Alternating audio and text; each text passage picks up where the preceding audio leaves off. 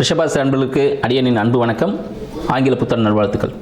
ரிஷபராசி அன்பர்களுக்கு இந்த மார்கழி மாதம் எத்தகைய சிறப்பை தரப்போகுது அப்படின்னு பார்த்தோம்னா, ரிஷபராசியின் அதிபதி சுக்கிர பகவான் பார்த்தீங்கன்னா இந்த தை மாதம் இந்த தொடக்கத்திலே ராசிக்கு 9ல் சஞ்சரிக்கிறார்.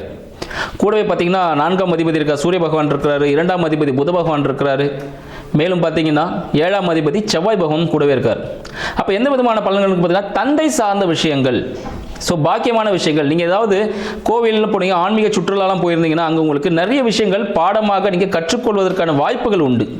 நிறைய குருமார்களை சந்திக்கக்கூடிய ஒரு வரப்பிரசாதம் சொல்லுவோம். ஸோ அது மாதிரி ஒரு வாய்ப்பு உங்களுக்கு ஏற்படும் சொல்லலாம். மேலும் பார்த்தீங்கன்னா உங்களுக்கு வீடு சார்ந்த பிரச்சனைகள், ஏதாவது வீடு சார்ந்த பிரச்சனைகள் இருந்தால் அது உங்கள் தந்தையின் உதவியுடன், சரிங்களா, அது எல்லாமே உங்களுக்கு சால்வ் ஆகி உங்கள் கைக்கு கிடைக்கக்கூடிய ஒரு வாய்ப்பு உண்டு.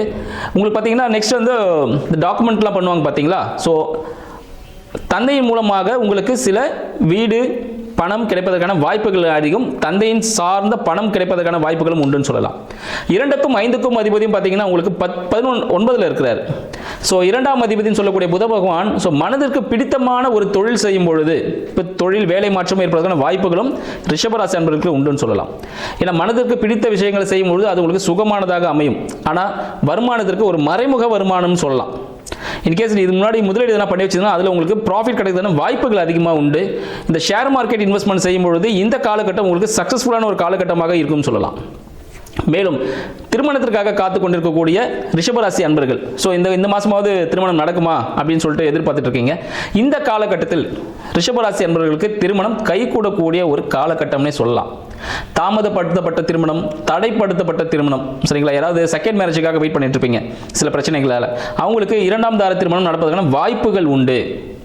அவங்க கொஞ்சம் கருமை நிறத்தில் இருக்கலாம், ஏழ்மை நிறத்தில் இருப்பதற்கான வாய்ப்புகளும் உண்டு. இல்லை உடலில் சிறிய உபாதைகள், சரிங்களா, சில குற்றங்கள் சொல்லுவாங்கள்ல, மாற்றுத்திறனாளிகள் கூட சொல்லலாம்.